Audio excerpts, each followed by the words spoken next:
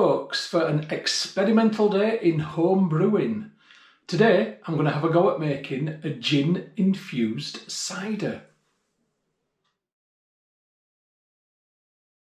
So here's my key ingredients. Let's go right to left. So I've got 5 litres of apple juice. I shall be using approximately 4.5 litres.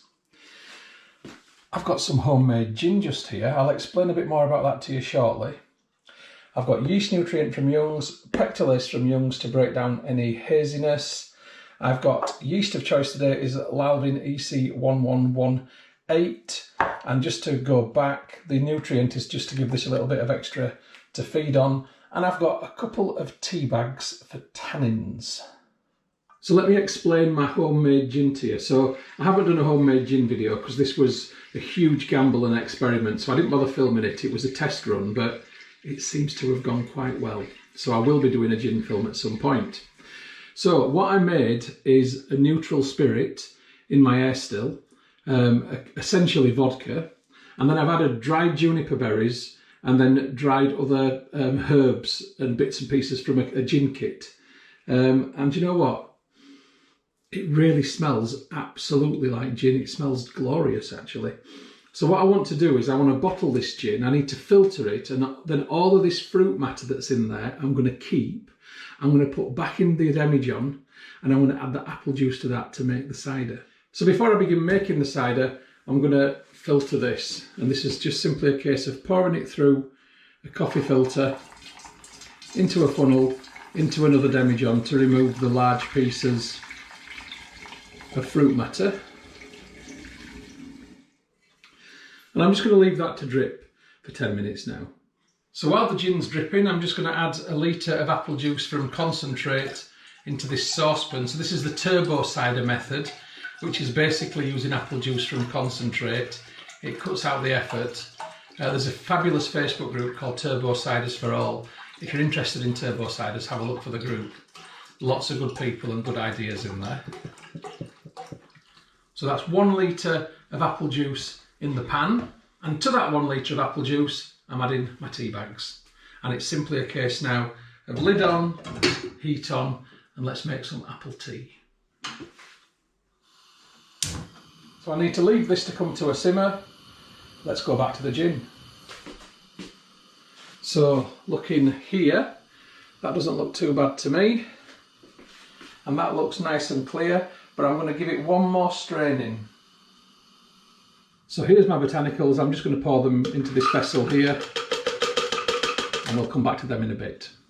So this time I'm going to refilter my gin, but with a filter paper in this time as well, just to make it ultra clear. It already is pretty damn clear, but there is a slight amount of haziness which this filter paper should remove. And then once I've done this, I can simply bottle it. Takes a little bit longer pouring it through the paper, but for the purposes of the cider, this is the good stuff. So that's the gin just about done, but look at the difference that the coffee paper makes. It's definitely clearer. Anyway, back to my apple tea, and it's almost at a simmer. Once it starts to simmer, I'm going to leave it for 2 minutes and then turn the heat off. Okay, so the apple tea is now simmering. So 2 minutes have passed. I'm going to turn that off,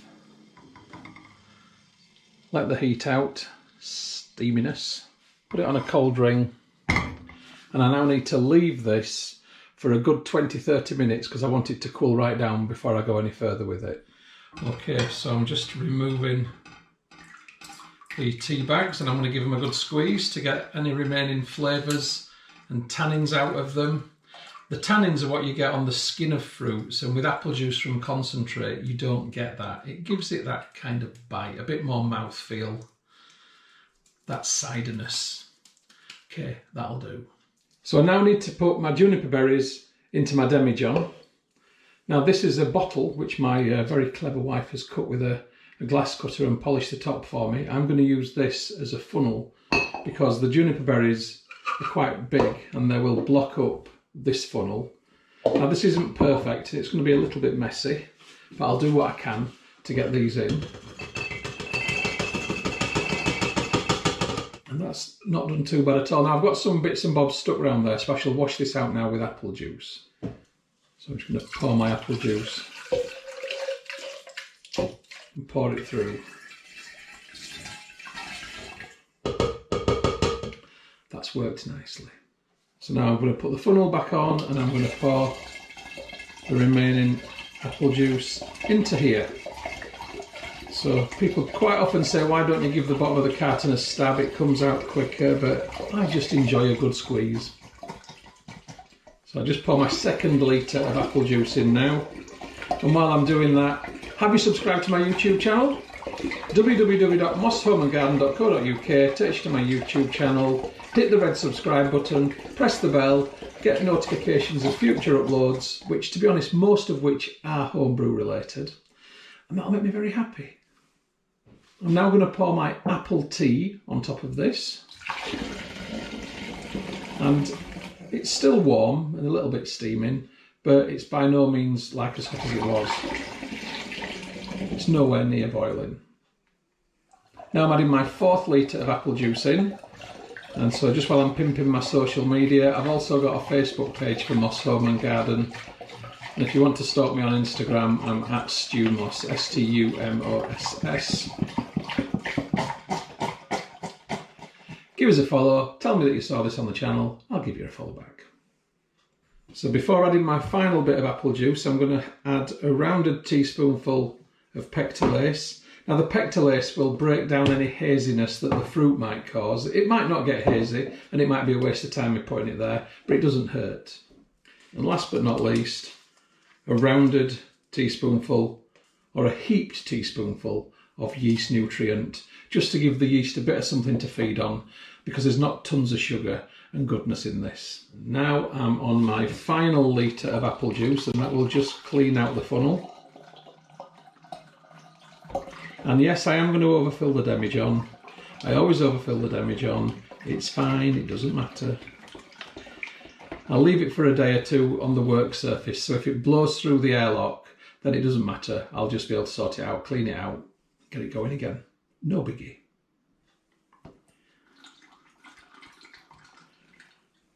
So my demijohn's quite full, but I'm going to pour out 100 ml of this to take the original gravity.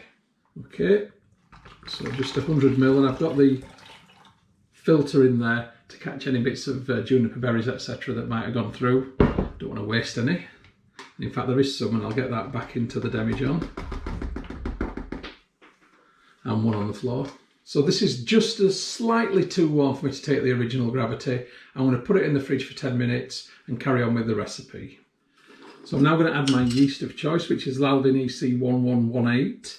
Champagne, sparkling wine and cider yeast. It usually ferments right out. It should use up just about all the sugars that are in there. And it'll be a fairly dry flavour, although because I haven't added extra sugar, it might not be too dry. Irony is, the more sugar you add, the drier the cider, because it raises the ABV and it strips away some of the flavours. I haven't added any extra sugar today, so I'm hoping that I'm going to get a really nice cider flavour with that ginness to it. If it tastes something like, you know, a gin and tonic with apple in it or something like that, or gin and a dry apple gin drink, whatever that might be, that'd be great. So I'm just going to give this a little agitation to spread out the yeast around it, so it doesn't all just sit in a little island on top.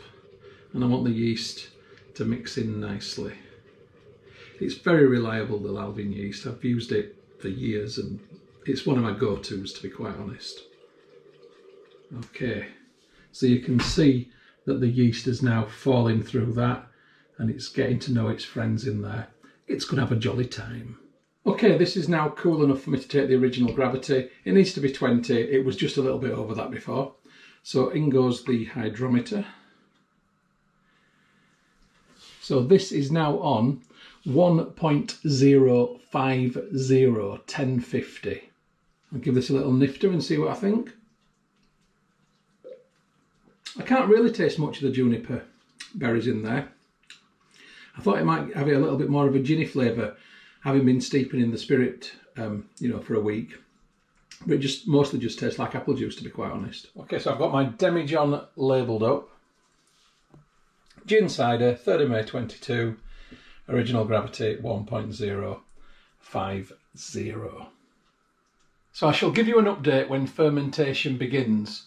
But with this cider, I'm going to let it ferment for a week or so, maybe a week to 10 days. Then I'm going to rack it off of the juniper berries and botanicals so it's completely clear, and then leave it to continue fermenting until it finishes before bottling. So the next film that you see will be when fermentation begins, and I might do a couple of updates during fermentation also. Catch you then. Okay, as promised, here's a fermentation update, and it has begun. We've got all the fruit matter now floated up to the top. There is a thin ring of a krausen just formed, and the airlock is bubbling very, very slowly, but it is happening. So it took about 3 hours for fermentation to be noticeable. It's still very early days. I'll give you an update in the morning. So as you can see, fermentation is happening. This is a next day update.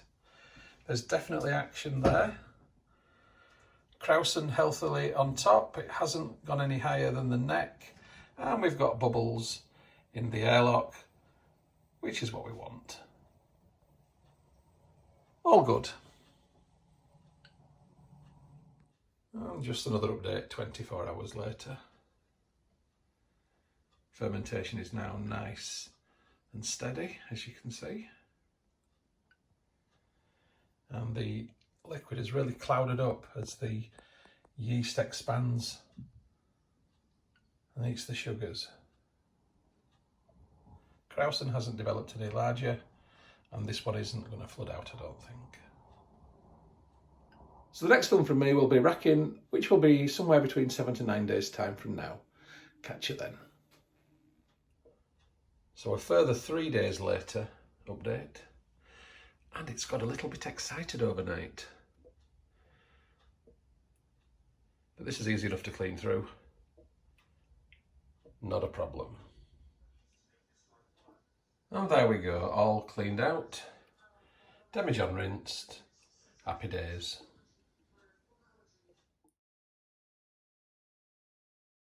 Good afternoon from the kitchen, folks. It's my gin cider racking day. Let's have a look at it. And here it is. And before anyone comments, no, it's not been on the windowsill in the sunshine. I've literally just put it here for the purposes of this film. You can see that it's not clear. There is a little bit of opacity to it. And you can also see that the krausen did rise, but, well, as you know what happened. But anyway, let's forget about that. Here it is now. The fruit matter's either at the top or at the bottom, but I want to rack this today into a clean vessel through a strainer. I then want to clean this demijohn and then put it back in there. I want to remove the fruit from the liquid now, because if you leave it more than 10 days, you can start to get off flavours. So it's simply a case of taking the bung out and then being very careful indeed, pouring this into the other vessel temporarily. Smells very cidery. I'm not getting an immediate gin whiff, but you never know. There's plenty of juniper berries coming through. And there we go. So here's what we've got.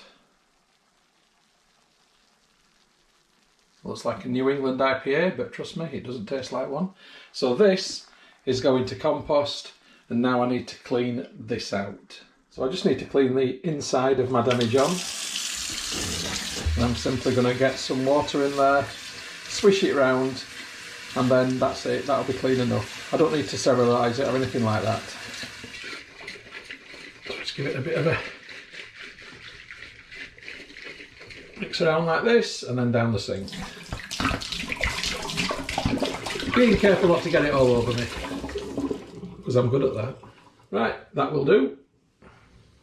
Next, it's a case of putting the funnel back in to the demijohn and simply pouring it back straight in without a filter. Now, agitating it like this and moving it around can sometimes shock the yeast, and it can stop fermenting. I'm hoping that hasn't happened, But if it has happened, then I'll have to pitch a little bit more yeast, but I won't know for a couple of days. I've been quite lucky of recent, so fingers crossed that'll continue. So funnel out, airlock back in. I'll just give the outside of the demijohn a rinse in case there's any sticky bits. Okay, here it is 5 minutes later, minus all the lumpy clumpy bits in there, and there is activity in the airlock. Slow, but it's a good sign. So unless anything dramatic happens, the next film you see from me will likely be bottling. So catch you then. Good afternoon from the kitchen, folks. It's my gin cider bottling day. Let's have a look at it. So here it is, and it has cleared absolutely beautifully. If you look at that, it looks very, very nice to me. It's been in the demijohn for another 3 weeks, and it's doing very well. Oh, we can see Poppy the cat through there. There she is. Hello, Poppy. So I've got my bottles in the sink, cleaned and sanitised. Into each of those bottles I need to add a little bit of priming sugar. I want to add about this amount in a 750ml bottle, which represents about 1.5 teaspoons. The priming sugar will give it a sparkle. The yeast which is left in suspension in there will get this sugar, we'll smash it apart a little bit. A byproduct of that will be CO2. That will cause pressure to build up, and that's what gives it a sparkle. There'll also be a fractional fermentation, but really we're talking a very, very, very tiny amount. So now it's bung out, then it's siphoning tube in, and a quick Poppy update. I think she's found a mouse in there somewhere. She's very interested in something. Back to the cider. Anyway, so I'm holding the tube in place with this very handy clip. The bottom of the tube is right at the top of the sediment line. There's only a very thin layer of sediment in the bottom. The first bit that comes out will be milky, but it doesn't matter because it's going to go into the hydrometer tube. So let's rock and roll. And in we go. Yeah, first bit's a bit milky, clearing up nicely. Oh, whew, disaster. Caught my tube on the tap. What an amateur's trick. Anyway, disaster averted. I probably wasted about a mouthful there. We're into the bottles, and hopefully all is now going to be good. Oh, that was an amateur's trick. I've never done that before. Anyway, it smells very cidery. It doesn't smell like gin at all. It just smells like apple cider. Let's see what it tastes like.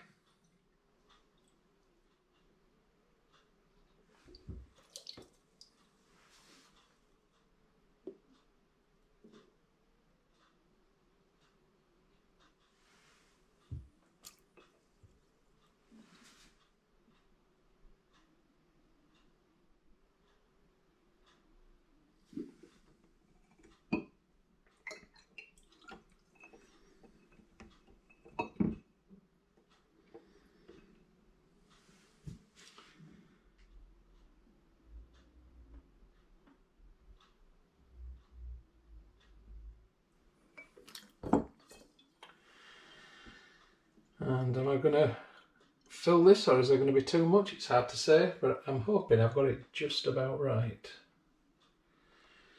We'll know very shortly. Should I get a glass ready?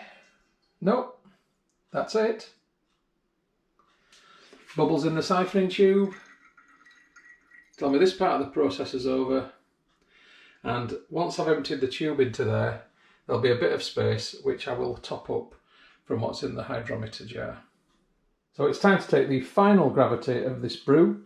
In goes the hydrometer. And that is looking pretty decent.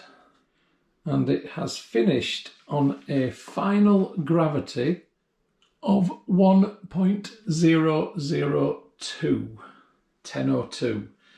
So there might still be a tiny bit of residual sweetness in this. Okay, I need to work out the alcohol by volume of this cider. So I started off on an original gravity of 1.050.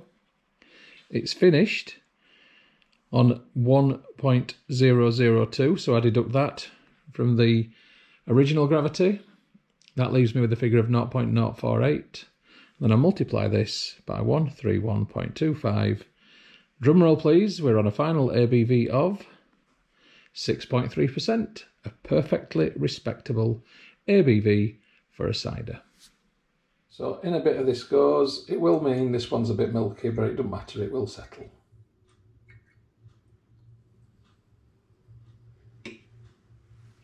So I've now got to bung and cage my bottles. I'm using plastic bungs, I'll show you one. I've had them softening in very hot water, in fact they're very hot to touch. That makes them malleable, it makes them easier to push in. Pushes into the bottle like so. And then I need to add a cage. So the cage holds the bung in place because when pressure builds up in there from that priming sugar that went in and the creation of CO2, that bung will become a missile. The cage holds it in place and that's lovely. Okay, you can see that bunged and caged. I need to repeat this now. You don't need to watch me repeat this, so let's come back to you when that's done. I'm left with my Newcastle Brown bottle, which needs a crown cap. So I use this device here. This is a capper, and the bottle top, or the cap, sits there. The crown cap goes on top of the bottle like this, and then very gently push, trying not to catch the capper on the kitchen sink. Easier said than done. Might just have to adjust the position. And then it goes down nicely. Capped. So I've got my bottle labels made up in a very simple Microsoft Word template. I just need to print these off.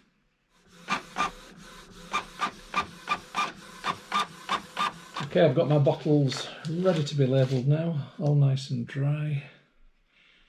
I'll have to put the labels in varying places because I've got different shaped bottles and some have got textures on the glass. And I've started off by making a right mess of this one. Never mind. I don't know. It's one of them days today, and you just have them sometimes, don't you? Smile through it all. You know what, it's not such a big deal, is it?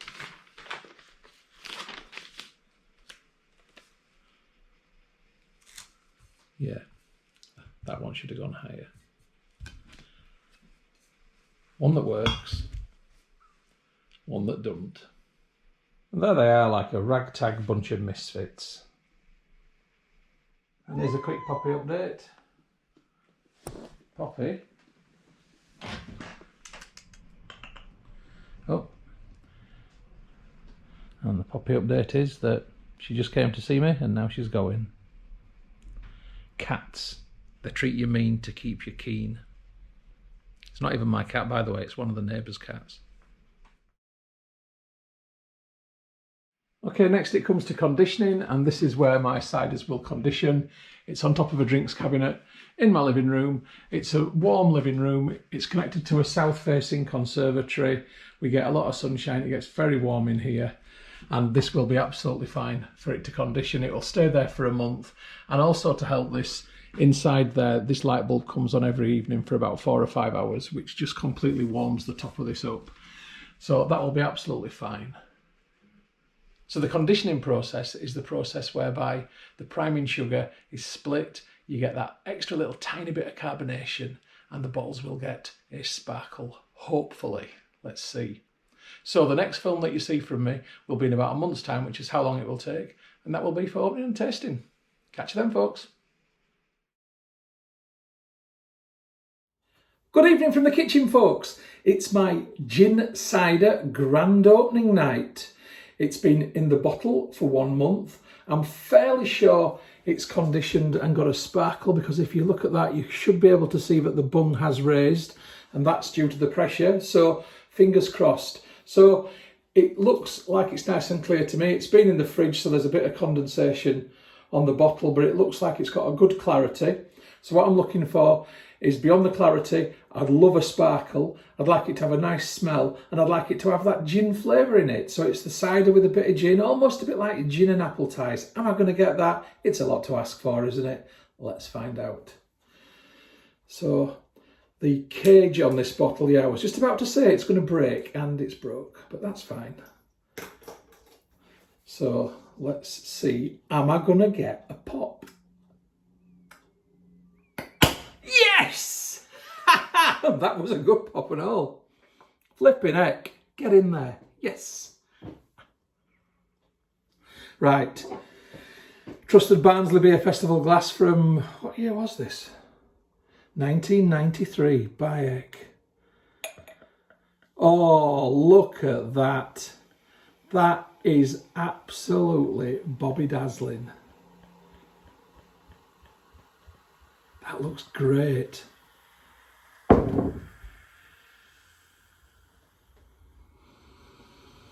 Right, I'm not getting a gin smell. I'm getting a dry cider smell. It looks wonderful though. It looks absolutely crisp and lovely. So well carved. Oh, I'm so happy about that.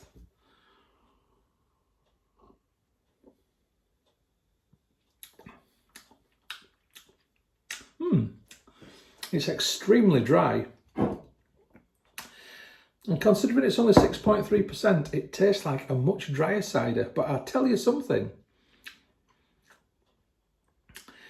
It's the closest cider I've ever brewed to having a high street draft cider in a pub. Flavour. Interesting. If you'd given me this blind, I would have said, is it something like Strongbow topped up with Frosty Jacks in it? That's the kind of taste it's got. Right, let me have another go, see if I can get that gin.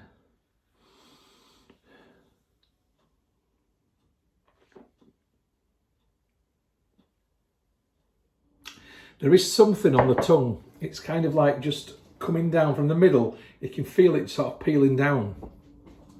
Now, if you'd asked me to guess what that was, there's no way on earth I would have said gin, juniper berries type thing. But there is something there, an extra element of something fruitiness beyond the apple juice. What it is though, I would never ever have guessed. So we know it's gin cider because you saw how I made it, but it isn't the gin flavour that I was hoping for. Nevertheless, it's an excellent dry cider. It tastes really good, and that carbonation is just very, very good. I'm really happy with it. Anyway, folks, it's another experiment. There's been some success and some not quite as success as I'd like, but you know what? I'm not bothered. I'm going to enjoy this tonight. It's a sunny evening. I'm going to sit in the garden, chill out. Cheers, folks, and I'll catch you on the next brew.